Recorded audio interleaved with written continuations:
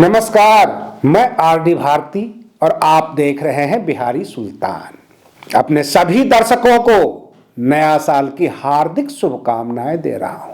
पूरे देशवासियों को, सभी धर्म के लोगों को, सभी जाति के लोगों को और सभी राजनीतिक दल के कार्यकर्ताओं को नव वर्ष की हार्दिक शुभकामनाएं। जो भी खुशियां आपको पिछले वर्ष नहीं मिल पाई थी, इस वर्ष मेरी आशा है, मेरी कामना है आपको तमाम खुशियां प्राप्त हो और इस वर्ष में चारों तरफ जय भीम का नारा हो। मैं अपने दर्शकों से कहना चाहता हूं, बहन मायावती जी एक नए फॉर्म में उभर रही हैं। पिछले 10 दिनों के अंदर यह रिपोर्ट जो निकल कर आई है, आप सुनेंगे तो आश्चर्य में पड़ जाएंगे। इस हमारे देश के 5 बड़े नेता, मास लीडर जिनका प्रभाव है, वो सब के सब बहन मायावती जी के जन्मदिन पर उन्हें मुबारकबाद देने के लिए पहुंचना चाहते हैं। जी हां दोस्तों, हर कोई चाहता है बहन जी इंडिया गठबंधन का फेस हो, जनता भी और मीडिया भी, हर कोई चाहता है।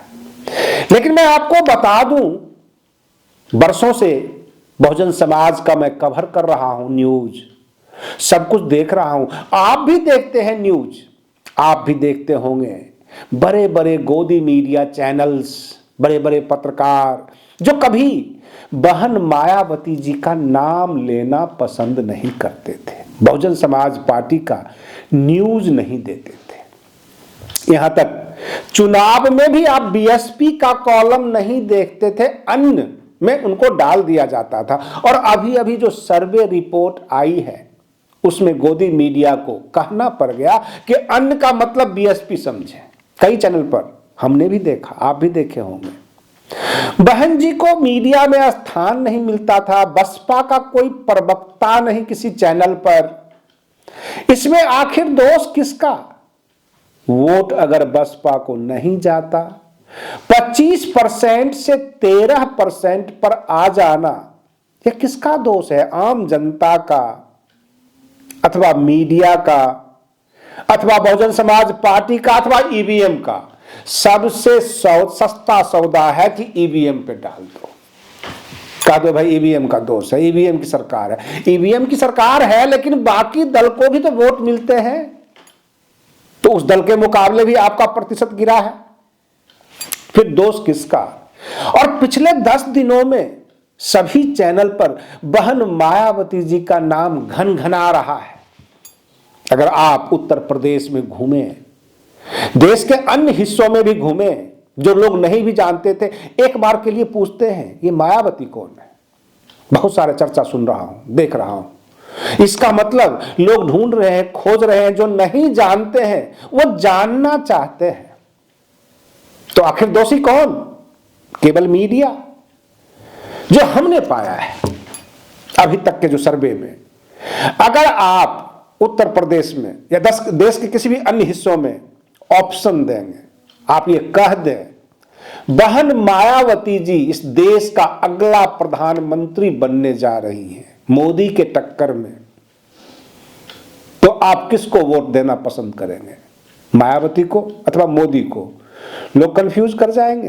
कुछ लोग मुस्कुराएंगे और कहेंगे इस बार मायावती को ही दे देते हैं, क्योंकि 10 साल से तो मोदी जी हैं ही। इस तरह का सर्वे अभी तक किसी ने नहीं किया है। पिछले 10 दिनों की हालात में बता रहा हूं। ये क्या हो गया है? जब से बहन मायावती जी ने प्रेस रिलीज जारी किया और अपने 1-2 सांसदों को थोड़ी सी खुली छूट दे दी, बोलो जितना बोल सकते हो बोलते जाओ, जैसे कि मलुक नागर जी है, श्याम सिंह यादव है। जब बात आती है बहन मायावती के बारे में, क्योंकि पत्रकार और मीडिया वाले पूछते हैं कि राम मंदिर के उद्घाटन में बहन जी आ रही हैं, तो सांसदों को यह कहना पड़ता है कि ये बातें आप बहन जी से पूछिए, क्योंकि ये उनका अपना निजी मामला है। बसपा के बारे में, मेरे नेतागिरी के बारे में, मेरे क्षेत्र के बारे में, अथवा इंडिया गठबंधन संबंधित राजनीति के बारे में, ये सब बातें हमसे आप पूछ सकते हैं। लेकिन बहन मायावती जी किससे मिलेंगी, कहां जाएंगी, कहां नहीं जाएंगी, ये तो बहन जी ही बताएंगी ना। इस तरह की बातें श्याम सिंह यादव ने भी कही। मलुक नागर जी भी यही बात कहते हैं कि जो मेरे संबंधित सवाल है वो हमसे पूछिए।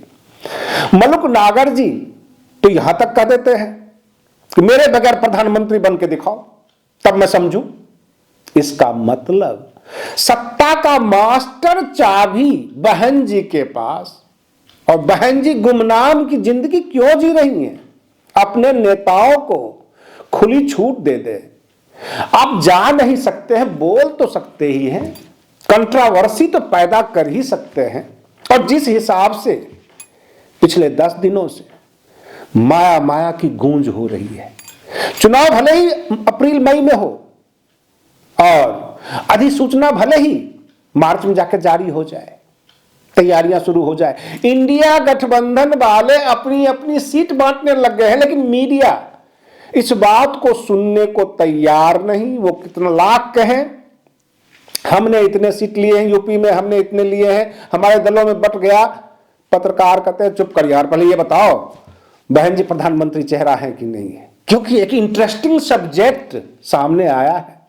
बहन जी ने एक तूफान मचाया है भारत की मीडिया जगत में। मीडिया खोज रही है जो लोग नहीं जानते थे।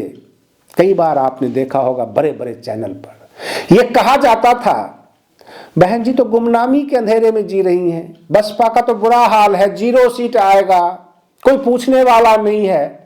लेकिन जब आंकड़े देखने को मिलते थे, जब चुनाव विश्लेषक बैठते थे, राजनीतिक विश्लेषक बैठते थे, वो नाम बोलते थे और लोग ये कहता था ये कहां से खरूस आ गया, बसपा बसपा बोले जा रहा है, 13%, 15%, 25%, राजस्थान में 6% या 4%, मध्य प्रदेश में 2%।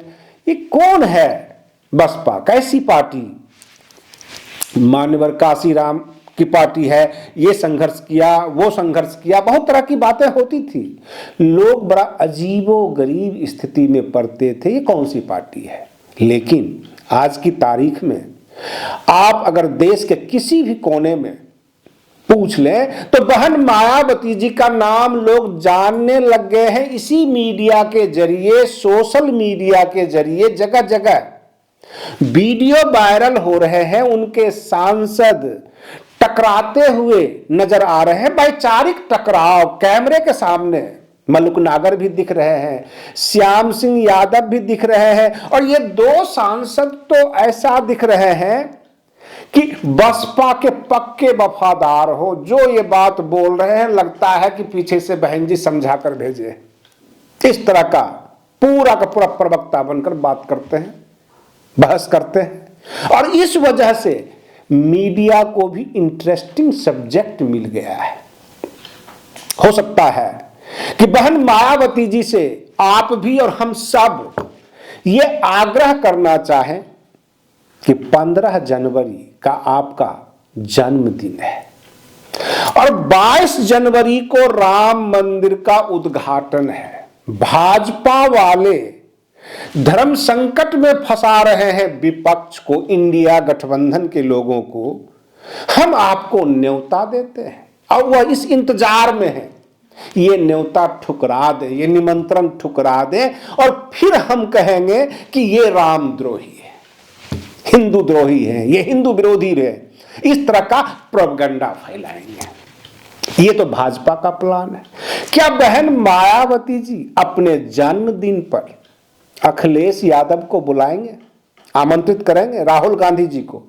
मैं तो कहता हूं प्रधानमंत्री नरेंद्र मोदी को वो आमंत्रित कर दें, नीतीश कुमार को आमंत्रित कर दें कि मेरा जन्मदिन है, बहुजन समाज की इच्छा है, आप आइए हमारे जन्मदिन पर शिरकत कीजिए, लखनऊ में मिलना जुलना चाहते हैं। फिर देखते हैं कि कौन कौन से नेता उस जन्मदिन पर आते हैं अथवा नहीं आते हैं। हमारे देश में 2 प्रकार के नेता हैं, एक सांप्रदायिक, एक धर्मनिरपेक्ष।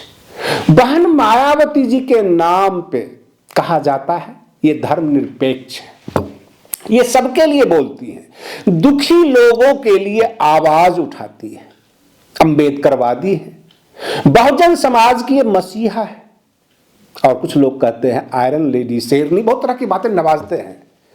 अगर ये इंडिया गठबंधन के तमाम लीडर्स को ये कह दे कोई राजनीतिक बातचीत नहीं होगी, कोई हम गठबंधन का मीटिंग के लिए आपको नहीं बुला रहे हैं, बस जन्मदिन है, आप लोग आइए, शिरकत कीजिए, बैठकर एक एक कप चाय पी लेंगे। इस तरह का निमंत्रण अगर बसपा दे दे इंडिया गठबंधन के तमाम नेताओं को, तब क्या होगा? तब वो क्या कहेंगे कि बहन मायावती जी धर्मनिरपेक्ष हैं अथवा सांप्रदायिक, अथवा उन्होंने बुलाया है, या ये कहेंगे ये शेड्यूल कास्ट के नेता हैं, ये बहुजन हैं, ये दलित हैं, इसलिए इनके दरवाजे पर हम पैर नहीं रखेंगे, हम अछूत हो जाएंगे, छुआछूत हो जाएगा। क्या ऐसा दांव बसपा चल सकता है? पूरी देश की निगाहें लखनऊ में टिक जाएगी।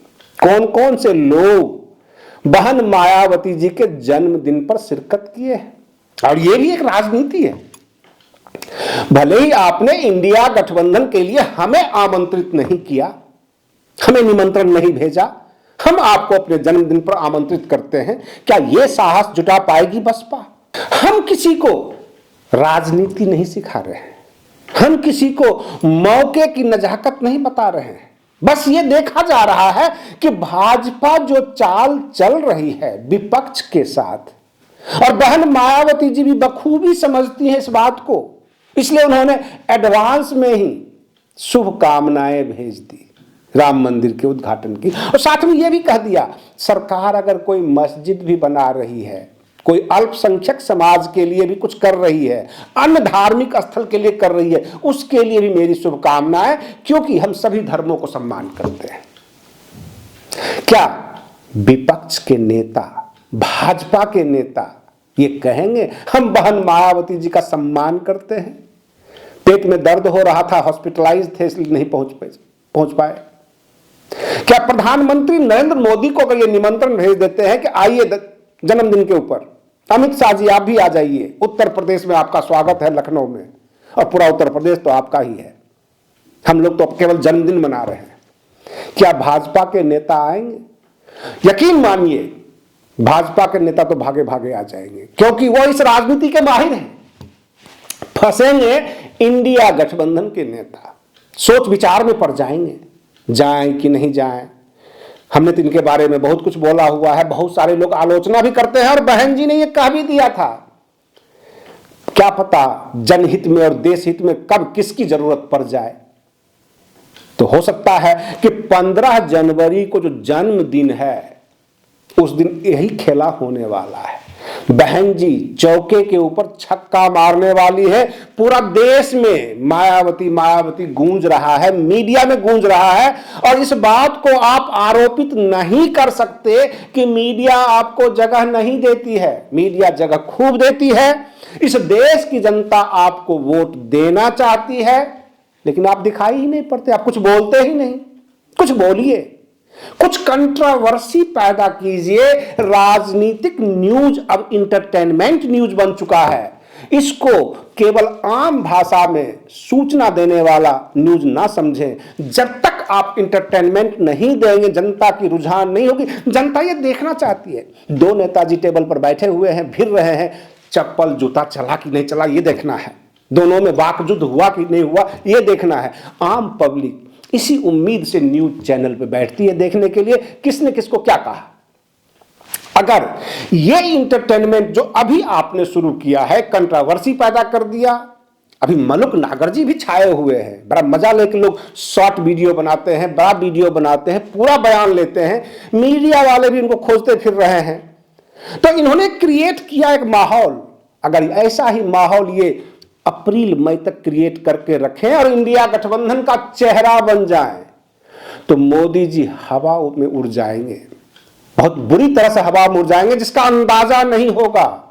और अभी का अगर आप सर्वे रिपोर्ट ले ले बहन मायावती के नाम पर, पूरा उत्तर प्रदेश तो फतह ही समझें, ऐसी हालात बन गई है, जगह जगह चर्चा, और उनकी एक एक लाइन का चर्चा होता है। ये नहीं कि केवल बहन मायावती जी कौन कहां, लोग कहते हैं कि उन्होंने ऐसा कहा था कि जनहित में पता नहीं किसकी कब जरूरत पड़ जाए। इसका मतलब मायावती जी इंडिया गठबंधन में आना चाहती हैं, देश हित में वो किसी को भी समर्थन दे सकती हैं।